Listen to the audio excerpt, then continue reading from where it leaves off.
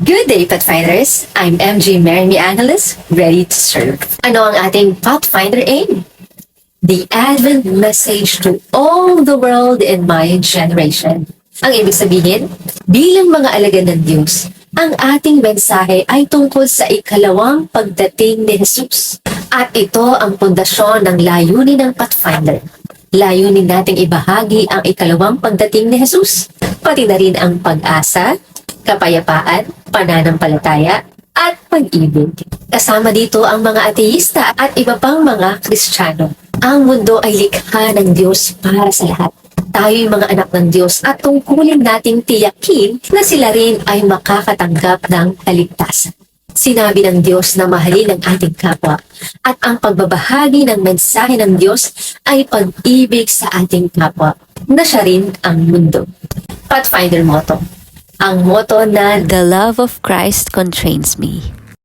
ang pag-ibig ni Kristo ang nagtutulak sa atin ay nagmula sa Biblia, partikular sa 2 Corinthians 5:14.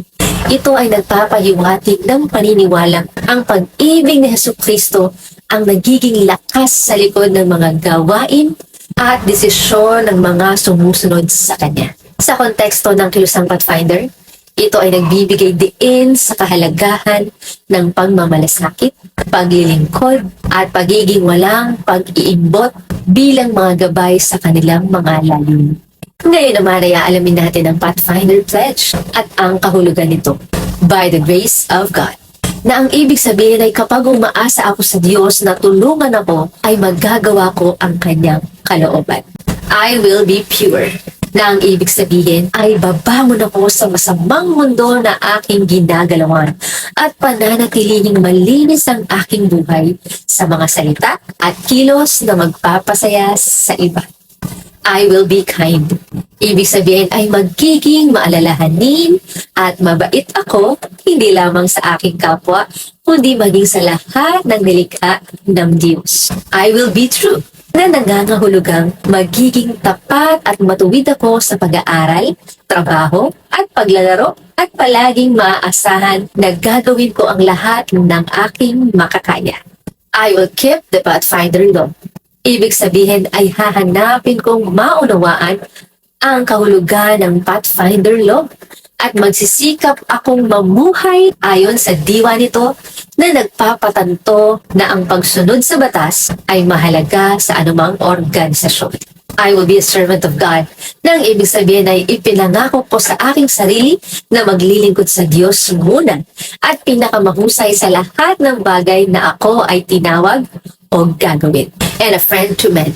Ibig sabihin ay mabubuhay ako para pagpalain ng iba at gawin sa kanila ang gusto kong gawin nila sa akin. The Pathfinder Law. At ang ibig sabihin nito, the Pathfinder Law is for me too. Keep the morning watch.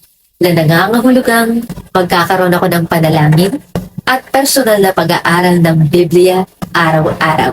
Do my honest part. Na nangangahulugang sa pamamagitan ng kapangyarihan ng Diyos ay tutulungan ko ang iba at gagawin ang aking tungkulin at ang aking tapat na bahagi saan man ako naroroon. Care for my body na nangangahulugang magiging mahinahon ako sa lahat ng bagay at magsusumikap na maabot ang isang mataas na pamantayan ng pisikal na fitness. Keep a level eye. Ibig sabihin ay hindi ako magsisinungaling, manloloko o maglilinlang at hahamakin ko ang maruruming usapan o masamang pag-iisip. Be courteous and obedient na nangangahulugang ako ay magiging mabait at maalalahanin sa iba na sumasalamin sa pag-iibig ni Jesus sa lahat ng aking pakikisama sa iba. Walk softly in the sanctuary. Nangangahulugan na sa anumang mga devosyonal na pagsasanay ay magiging tahimik, maingat, at magalang ako. Keep a song in my heart.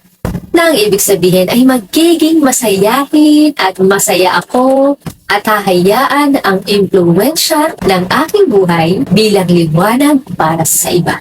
Go on God's errands. Ibig sabihin, lagi akong magiging handa na ibahagi ang aking pananampalataya at gumawa ng mabuti tulad ng ginawa ni Jesus.